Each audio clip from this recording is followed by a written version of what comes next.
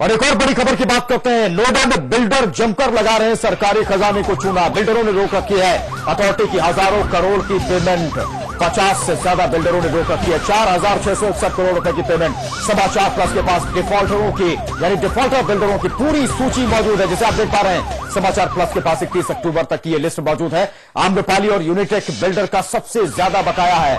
इसके अलावा पैरामाउंट भी पीछे नहीं है। शुभकामना, निम्बस और अंतरिक्ष बिल्डर भी डिफॉल्टर की लिस्ट में है। इन बिल्डरों पर अथॉरिटी का हजारों करोड़ रुपए बकाया है। बिल्डर और अधिकारी मिलकर कर रहे हैं घालमेल। बिल्डरों पर कार्रवाई करने से सवाल यह है कि सरकार क्यों हिचक रही है। ऐसे डिफॉल्टर बिल्डरों पर क्यों नहीं हो रही है कार्रवाई, जो कि कैंसिलेशन की कार्रवाई अहम होती है। क्यों नहीं कैंसिल किए जा रहे हैं ऐसे डिफॉल्टर बिल्डरों के प्रोजेक्ट के प्लॉट। क्या सूबे में बिल्डरों का एक बड़ा नेक्सस जाहिर तौर पर, क्योंकि बायर्स ने 95% तक पेमेंट दे दिया है। बिल्डर ले चुके हैं, अधिकतर बिल्डर ये पेमेंट ले चुके हैं, फिर भी बायर्स को पोजीशन नहीं दिया जा रहा है। बायर्स आए दिन सड़कों पर उतरकर प्रदर्शन करते हैं। बड़ा सवाल यह है, फाइनेंस डिपार्टमेंट में बैठे अधिकारी अभी तक रिकवरी की कोई कोशिश क्यों नहीं कर पाए हैं। 4,661 करोड़ रुपए से सवर जाता नोएडा। अंदाजा लगाई इतने रुपयों में कितने फ्लाईओवर और ओवरब्रिज बन जाते। अथॉरिटी के चेयरमैन रमा रमन भी इन पर कार्रवाई करने में सक्षम नहीं है। समाचार प्लस के सवाल पर बिल्डरों का ही बचाव करते दिखे हैं चेयरमैन रमा रमन। बड़ी खबर इस वक्त डिफॉल्टरों की सूची समाचार प्लस के पास मौजूद है। 50 से अधिक बिल्डर हैं और नामी बिल्डर हैं जिनका करोड़ों रुपए बकाया है, यानी कि अभी तक पेमेंट नहीं किया है। 4,661 करोड़ रुपए कुल मिलाकर बनता। आप अंदाजा लगाए इतने से नोएडा की सूरत कितनी बदल जाती है।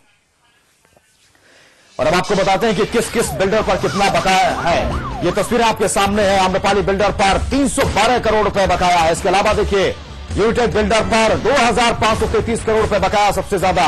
लॉजिक्स इंफ्रास्ट्रक्चर पर 151 करोड़ के लगभग बकाया है। इसके अलावा ओमैक्स बिल्ड होम पर 94 करोड़ रुपए का बकाया है। एम्स मैक्स गार्डनिया डेवलपर्स पर 430 करोड़ रुपए का बकाया है। इसके अलावा प्रतीक बिल्डर की बात करें तो यहां का 25 करोड़ तक जाता है जो बकाया है। लॉरियट इंफ्रास्ट्रक्चर पर 21 करोड़ रुपए का लगभग बकाया है। इसके अलावा पैरामाउंट टावर्स की बात करें तो 34 करोड़ के लगभग बकाया है। IITL निम्बस पर 25 करोड़ रुपए। इसके अलावा अंतरिक्ष डेवलपर्स पर 25 करोड़ रुपए का बकाया है। वो सूची जो समाचार प्लस के पास है 31 अक्टूबर तक की 15 करोड़ रुपए बकाया है।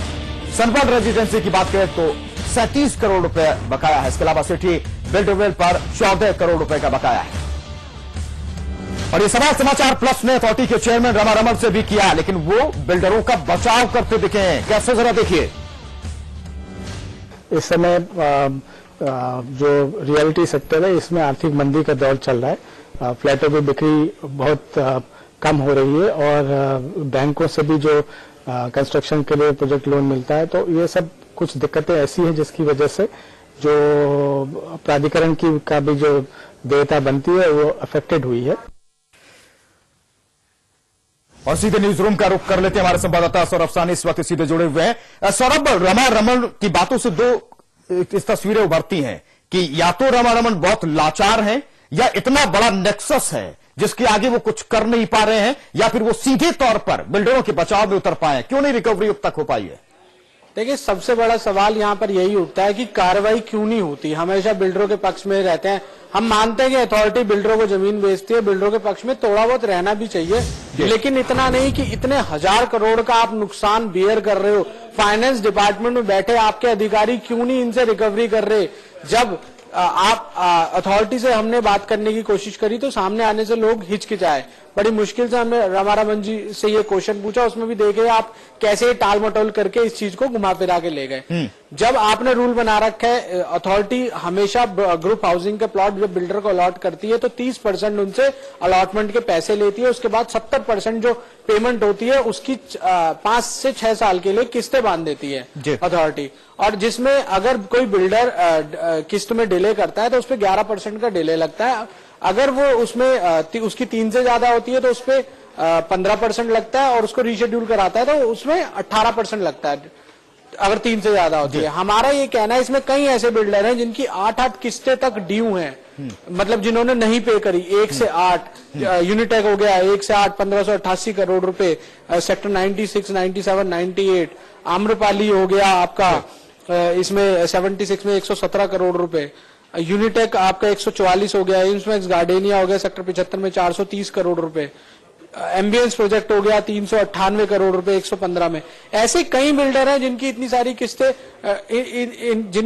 किस्तें हैं। जैसे कि आप देख सकते हैं हमारे पास ये पूरी लिस्ट है, पूरी लिस्ट आप इसमें देखेंगे, इसमें सारे बिल्डरों की लिस्ट है। इसमें ये आप देख सकते हैं, इसमें काफी नाम है, आम्रपाली है, गार्डन है, बिल्कुल निम्बस है, अंतरिक्ष है, ऑपरेटर्स अंडर सिटी है, एटीएस है, सेठी बिल्डवेल है, आपका प्रतीक है। आम्रपाली के सबसे ज्यादा प्रोजेक्ट इसमें लॉजिक्स इंफ्रा है आपका, इसमें एसडीएस है, ओमेक्स अजनारा है, एसोटेक है, टीजीपी है, प्रतीक रियल्टर है, ग्रेनाइट आपका एटीएस टाउनशिप, सनवेल, महागुन है। आप देख सकते हैं इसमें, आप लास्ट में देखेंगे तो इसमें दिखा रखा है 4,661 करोड़ रुपए, 61 रुपए का इनका बकाया है। ये बकायदा हमने आरटीआई से जवाब मांगा था, ये हमने पूरे प्रूफ है हमारे पास ये। लेकिन सौरभ, ये तर्क कहां तक जायज है? ये तर्क कहां तक जायज है रमन का कि देखिए सेक्टर में मंदी का दौर है, तमाम तरह की दिक्कतें हैं, ऐसे में जब बायर से 95% तक की पेमेंट ले ली जाए तब? विकास हमारा वही तो सवाल है कि आप कह रहे हो मंदी है, मंदी आ रही है रियल एस्टेट सेक्टर में।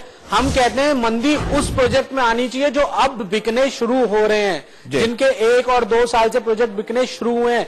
ये जो लिस्ट है हमारे पास, ये 5-5, 6-6 साल पहले, 7-8, 8-8 साल पहले प्लॉट अलॉट्स हो चुके हैं। इनमें कई प्रोजेक्ट ऐसे हैं जिन पे पोजीशन के लिए बिल्डिंगें खड़ी तैयार बैठी हुई है, लेकिन बिल्डर पोजीशन नहीं दे रहे हैं। बिल्डर को आप देते हो 5 से 6 साल का टाइम, आप और बिल्डर बायर को देता है 3 साल का टाइम, वो भी स्ट्रक्चर खड़ा करने में 2 साल के अंदर वो उनसे 95% पेमेंट पूरी ले चुका होता है।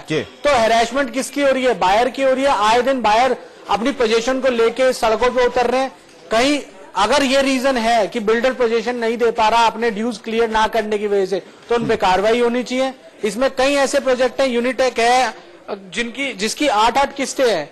अगर आप इन प्रोजेक्टों में 8-8 किस्तें नहीं ले पा रहे, करीबन 2,000-2,500 करोड़ के आसपास है, 3-4 सेक्टर पड़ रहे हैं इसमें, तो आप इनको कैंसिलेशन करिए। आप कैंसिलेशन क्यों नहीं करते हैं? बिल्कुल, हमने अधिकारियों से बात करने की कोशिश करी, हमने उनसे वर्जन लेने की भी कोशिश करी, लेकिन सामने आने से मना कर दिया।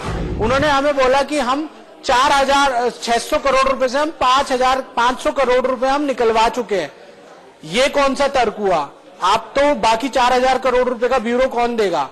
इसमें से अगर 90% रीशेड्यूल हो चुकी है आपकी ईएमआईज, तो उसमें से 500 करोड़ ही क्यों आया? पूरे 4,000 करोड़ आना चाहिए। ये एक नेक्सस की तरफ इशारा करता है। शिवप्रताप शुक्ला जी हमारे साथ जुड़ चुके हैं, प्रदेश बीजेपी उपाध्यक्ष।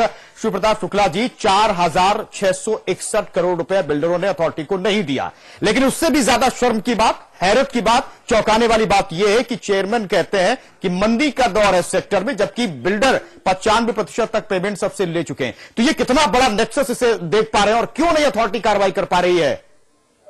एक्चुअली मंदी के दौर की बात चेयरमैन ने इस नाते कहा है जी, कहीं न कहीं बिल्डर से उनकी साठगांठ रहा करते हैं।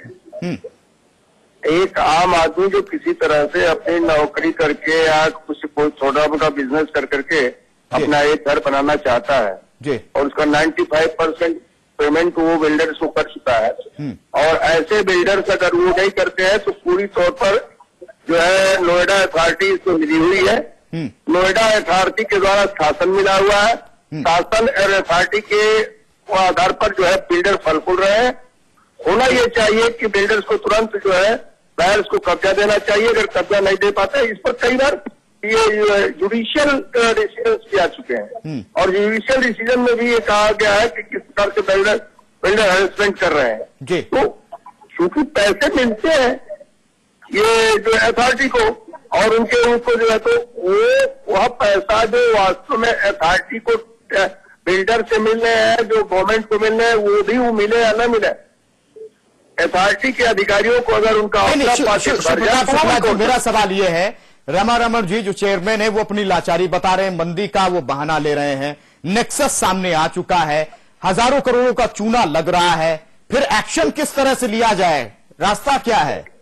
भाई मंदी अगर है तो मंदी क्या वो जो है मंदी 95% तक पेमेंट लेने के बाद तो बायर्स को पोजीशन मिल जाता, ये साफ हो गया कि पेमेंट ले लिया है।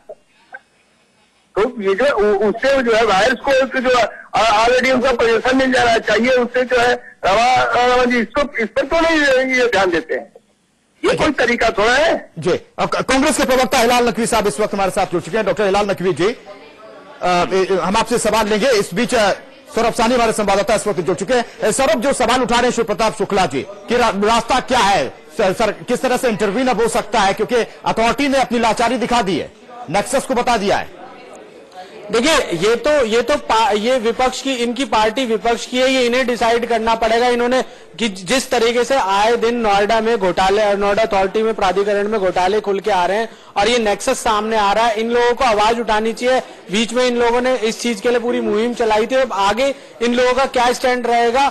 अगर मैं बायर्स का भी एक चीज हटा के बोलूं तो उसके 4,500 करोड़ रुपए नोएडा अथॉरिटी के एक मेट्रो रेल का बजट है। बिल्कुल। इससे कितनी डेवलपमेंट रुकी हुई है, कितने हजार करोड़ रुपए रुका हुआ है, कितनी फ्लाईओवर्स, कितने अंडरपासेस, नोएडा की डेवलपमेंट रुक रही है। राज्य सरकार को नुकसान हो रहा है, सरकारी खजाना रोक के बैठे हुए हैं क्योंकि फायदा पहुंचाया जा रहा है बिल्डरों को। तो इस पे क्या कार्रवाई करेंगे? शिव प्रताप जी, ये सीधा सवाल सौरभ सानी पूछना चाहते हैं कि बायर्स जिन्हें ठगा जा रहा है वो बड़ी उम्मीदों के साथ देख रहे हैं कि उनके लिए कौन लड़ रहा है। आप भी जान रहे हैं कि बड़ा नेक्सस है, हजारों करोड़ का चूना लग रहा है, तो फिर आपकी पार्टी किस तरीके से इस पूरे मसले पर स्टैंड लेगी? देखिए, इस पूरे प्रकरण को भारतीय जनता पार्टी ने उत्तर प्रदेश की विधानसभा में भी उठाया था जी, और उठा करके ये भी क्या यादव सिंह के प्रकरण को भी उठाया था। यादव सिंह के प्रकरण के साथ साथ वायरस के भी मुद्दे को पूरे तौर पर उठाया था। हर समय लड़ाई नहीं लड़ी जा सकती है, लड़ाई मुद्दों पर लड़ी जाती है। मुद्दे पर लड़ाई लड़ रहे हैं, अगर वायरस आकर के खड़े होंगे तो हम उनके साथ खड़े रहेंगे और उनके साथ सड़कों पर भी लड़ने के लिए हम तैयार हैं। जी, डॉक्टर हिलाल नकवी जी, बायर्स बड़ी उम्मीदों के नजरिए से देख रहे हैं। हजारों करोड़ रुपए का पेमेंट रोक रखा है बिल्डरों ने अथॉरिटी का। अथॉरिटी कह रही कि मंदी का दौर है, एक बिल्डरों के प्रति सहानुभूति, कुछ नहीं कर पा रही है। एक नेक्सस साफ तौर पर दिख रहा है। किस तरह से अब इस गठजोड़ को कांग्रेस लेगी और किस तरह से अब लड़ाई एक लड़ेगी कांग्रेस बायर्स के साथ मिलकर? देखिए, जहां तक ये सवाल उठता है कि मंदी चल रही है, तो ये एक बहुत ही बेकार जवाब है। 4,000 से ऊपर करोड़ का अगर बकाया है, 4,500 करोड़ का, उसको देने में असमर्थ है, तो निश्चित रूप से यहाँ के पर नोएडा अथॉरिटी जो है उसको वहां पर अपना पोजीशन वापस ले लेना चाहिए। इनको सबको वहां से बेदखल कर देना चाहिए अगर वो चाहेंगे करने के लिए तो। और इसके इनके पास पूरा अधिकार होता है कि उन्होंने अगर पैसा पूरा नहीं तो निश्चित रूप से यहाँ के पर नोएडा अथॉरिटी जो है उसको वहां पर अपना पोजीशन वापस ले लेना चाहिए। इनको सबको वहां से बेदखल कर देना चाहिए अगर वो चाहेंगे करने के लिए तो। और इसके इनके पास पूरा अधिकार होता है कि उन्होंने अगर पैसा पूरा नहीं दिया है, उसका एक समय सीमा होती है, उस समय सीमा के अंतर्गत नहीं दिया गया है तो वो उस पैसे के ऊपर ब्याज लगता है और ब्याज के साथ वो वसूली की जाती है। और अगर वो पैसा नहीं दिया जाता है तो उसका एक सीधा सा रास्ता यही होता है कि या तो उनको उसके नाम में प्रॉपर्टी से बेदखल करके और जितनी भी उनकी प्रॉपर्टी उसको अटैच करके यही तो नहीं कर रही है ना अथॉरिटी। खुद रमन जी लाचारी दिखा रहे हैं और ऐसा लग रहा है कि बड़ा नेक्सस है, यही तो नहीं हो रहा है। जी, निश्चित रूप से देखिए, निश्चित रूप से बिना नेक्सस के ये संभव नहीं है। ये कोई छोटी मोटी रकम नहीं है, ये बहुत बड़ी रकम है। और इसी रकम और इसी प्रकार के कारणों से जो वहां पे बराबर वो आप यादव सिंह का या जो एक और वहां के पर व्यक्ति थे, चपरासी थे वहां पर, या क्या थे, उन्होंने अपने आप को जो है नोएडा का बहुत बड़ा अधिकारी बना रखा था। उन्होंने हजारों करोड़। नकवी साहब, हमने रमारमन जी से भी बात करी, हमने जो ओएसडी है मनोज राय, हमने उनसे ही बात करी। उन्होंने हमें तर्क दिया कि हमने कई प्लॉट कैंसिल करे और हम डिफॉल्टर बिल्डरों के नक्शे पास नहीं करते। तो हमने उनसे क्वेश्चन करा कि पहली बात तो ये 10-10 साल पुराने प्रोजेक्ट है, 5-5 साल पुराने प्रोजेक्ट है जिनके नक्शे पास हो चुके हैं, जो बिल्डिंगें खड़ी करके बैठे हुए हैं। अगर आप कैंसिलेशन करना चाहते हैं तो इनकी कैंसिलेशन कीजिए, जो प्लॉट अभी बचे हुए हैं जिनमें 8-8 किस्तें। उन्होंने हमें कहा कि अगर हम 3 से ज्यादा किस्तों को रीशेड्यूलमेंट कराते हैं, डिफॉल्टर है कोई बिल्डर, तो हम नॉर्मल 11% का लगता है और डिले होता है तो 14% का, और हम 18% का लगाएंगे। बायर अगर किसी बिल्डर के यहाँ अपना डिले करता है ईएमआई या उसकी किस्तें डिले होती है तो उसमें 24% का डिले इंटरेस्ट लगाया जाता है, उसका फ्लैट कैंसिल भी कर दिया जाता है। आप कहते हैं कि आपने कई प्लॉट कैंसिल करे हैं, तो आप इन प्लॉटों पे 65 बिल्डर है, 65 बिल्डर में से कितनों पे कार्रवाई करेंगे? और कार्रवाई नहीं होगी, इस पे आप लोग बीजेपी और कांग्रेस मिलकर इस पे कुछ एक्शन, इनके खिलाफ धरना प्रदर्शन करेंगे? देखिए, जो बात आप कह रहे हैं उसको संज्ञान में ये आया है, इसकी पूरी तहकीकात जो है वो आप ही लोग कर रहे हैं। निश्चित रूप से उसकी जो सच्चाई है वो सामने भी निकल करके आ गई है। इस पे जो है विधानसभा अभी सत्र आने वाला है, बजट सत्र आएगा, 24 तारीख से आएगा। वहां बहुत से मुद्दे, इसके लिए एक बहुत बड़ा और बहुत अहम मुद्दा हो जाएगा और निश्चित रूप से ये मुद्दा वहां पे उठाया जाएगा। और यहाँ पे देखिए बात सिर्फ इसी की नहीं है कि 4,500 करोड़ रुपए जो है उसकी वापसी कैसे होगी या वो उसमें ब्याज लगेगा या नहीं लगेगा। बात यहाँ पर ये है कि आखिर इतना पैसा बकाया हुआ कैसे, पहला और सबसे महत्वपूर्ण सवाल ये है। और दूसरा ये कि किसकी रजामंदी से हुआ। ये कह देना कि हम जो है वो असमर्थ है, ये कह देना कि क्या नाम है हम जो है वो प्लॉट को कैंसिल कर रहे हैं, अलॉटमेंट्स को कैंसिल कर रहे हैं, ये काफी नहीं है। जो पैसा बकाया है वो पैसा तो इनको देना ही होगा, हमारे आपके टैक्स का पैसा है। हिलाल नकवी जी सवाल इसलिए भी है कि अगर कांग्रेस और जो विपक्ष में पार्टियां बैठी हैं अगर इस मुद्दे को गंभीरता से नहीं लेंगी तो ऐसे ही यादव सिंह जैसे बहुत सारे लोग निकलते जाएंगे। सवाल ये है। जी बेशक बिल्कुल आपकी बात बिल्कुल सही है कि इस प्रकार के अगर मुद्दे को सही तरह से विपक्ष ने नहीं उठाया और कांग्रेस अपने विपक्ष की भूमिका को पूरी तरह से और पुरजोर तरीके से निभाएगी, सबसे पहले तो विधानसभा में इसके प्रश्न उठेंगे जिसका की जवाबदेही सरकार को करनी होगी। उसके बाद जो है वो निश्चित रूप से अगर वो वहां से बात नहीं बनती है तो सड़क को उतरने में देरी नहीं होगी कांग्रेस। चलिए हम उम्मीद करते हैं कि कम से कम सत्र के दौरान ये आवाज उठेगी बीजेपी की तरफ से और कांग्रेस की तरफ से। बहुत बहुत शुक्रिया शिव प्रताप शुक्ला जी, आप हमारे साथ लगातार बने रहे। डॉक्टर हिलाल नकवी साहब आपका भी बहुत बहुत शुक्रिया। और सौरभ साहनी हमारे संवाददाता इस वक्त बने हुए।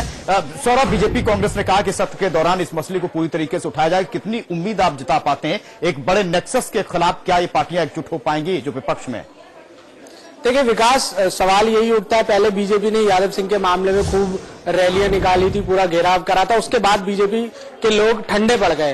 अब देखना यही होगा कि इतना बड़ा मामला है, इसके बाद और इन पे क्या ये लोग दबाव बनवाएंगे, ये इसके खिलाफ खड़े होंगे, क्योंकि 4,500 करोड़ रुपए कोई छोटी रकम नहीं कहलाती है। और साथ ही हमें ये भी देखना होगा रमा रमन जी जो बात कर रहे हैं वो अपने फाइनेंस में बैठे अधिकारियों पे किस तरह की कार्रवाई करेंगे, क्योंकि फाइनेंस डिपार्टमेंट ही इस रिकवरी को देखता है। और अब इन पे क्या कार्रवाई हो, या तो अधिकारियों पे कुछ जो अधिकारी सैलरी ले रहे हैं वहां से नोएडा प्राधिकरण से उन पे कोई कार्रवाई होनी चाहिए या उनका मिलीभगत होगी। अगर उन पे कार्रवाई होती है तो हम सोचेंगे कि हाँ कि नोएडा प्राधिकरण कुछ करना चाहती है। बिल्कुल गंभीर है। सौरभ साहनी, जिस तरह समाचार प्लस ने पूरी सूची रखी है दर्शकों के सामने, बायर्स किस तरह से परेशान है, कितना बड़ा नेक्सस उजागर किया है, ऐसे में देखने वाली बात होगी कि कांग्रेस बीजेपी जिनसे हमारी बात हुई किस तरह से सत्र के दौरान ये अथॉरिटी को घेरने की कोशिश करते हैं। बहुत बहुत शुक्रिया फिलहाल सौरभ साहनी इस बातचीत के लिए। लेकिन जिस तरह की तस्वीर सामने उभरी है, बायर्स क्यों परेशान रहते हैं आप अंदाजा लगाइए, बिल्डर क्यों मनमानी करते हैं आप अंदाजा आसानी से लगा सकते हैं अगर अथॉरिटी का यह रवैया है जो बिल्डरों के पक्ष में इस तरह खड़ी रही हो।